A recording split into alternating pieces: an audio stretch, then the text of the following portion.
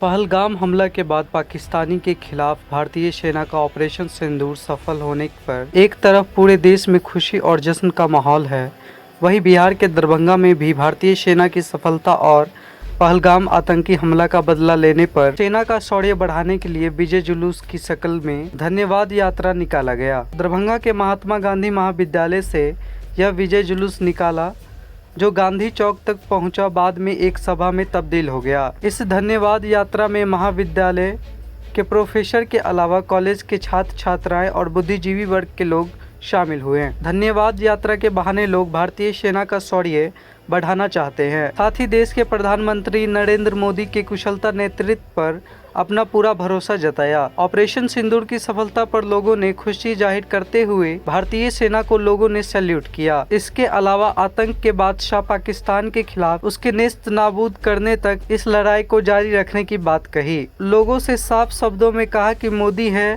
तो मुमकिन है। अभी तो आतंकवादी का ठिकाना को बर्बाद किया गया है। अभी आतंकी और आतंकवादियों के आका पाकिस्तान के सेना प्रमुख को भी मौत के घाट उतारने की मांग की है। उन्हें भारतीय सेना व भारतीय सरकार और मोदी जी पर गर्व है कि उन्होंने पहलगाम आतंकी हमला का बदला लिया है। आगे भी यह कार्रवाई जारी रहेगा। भारत की सरकार पर पूरा विश्वास है और उससे अधिक विश्वास मोदी जी के नेतृत्व पर है। और वह जो नारा है वो मोदी है तो मुमकिन है, वह केवल नारा ही नहीं है, वह भारत के जन जन में बसा हुआ नारा है, जो चूँकि मोदी जी इसको पूरा करते हैं। और इस स्ट्राइक का हम फुल समर्थन करते हैं। और जितने अभी तो आतंकवादी ठिकाना जो है सो ख़त्म किया गया है, लेकिन जब तक उस ठिकाने के सरपरताज या उसके संरक्षक ये जनरल मुनीर को जब तक ख़त्म नहीं किया जाएगा तब तक जो है सो भारत का काम नहीं चलने वाला है।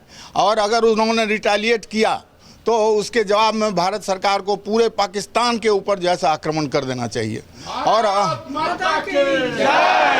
और भारत का जन जन अभी सरकार के साथ है, सेना के साथ है और सेना की वीरता को हम सलाम करते हैं। आज आप लोगों ने क्या किया जो वीरता का पराक्रम आज हम लोगों ने सेना के पराक्रम को समर्थन देने के लिए और मोदी के नेतृत्व को समर्थन देने के लिए जुलूस निकाला, प्रदर्शन किया और आत्मबल बढ़ाया और मिठाइयाँ बांटी और लोगों के बीच जो है सो उसके क्या कहते हैं, जिससे सेना को प्रोत्साहन मिले, सरकार को प्रोत्साहन मिले, जो जनता उनके साथ है और जनता के तरफ से हम लोगों ने जुलूस निकाला और उनको समर्थन प्रदान किया। कड़ी कार्रवाई की जरूरत है।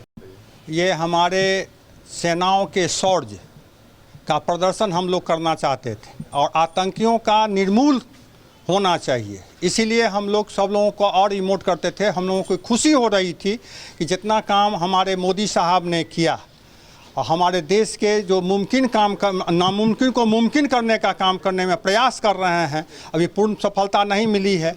हम लोगों का उम्मीद है कि ये जो जितना उग्रवादी सब हो रहा है, जितना हम लोगों को नुकसान कर रहा है और हनन कर रहा है मानवता को, उसकी संरक्षण के लिए हम मोदी जी को मनोनीत किए हुए हैं और उन्होंने जो कदम उठाए हैं सराहनीय कदम है और इनको निर्मूल करने के लिए हम लोग प्रण लिए हुए हैं। मोदी जी के साथ हम हैं।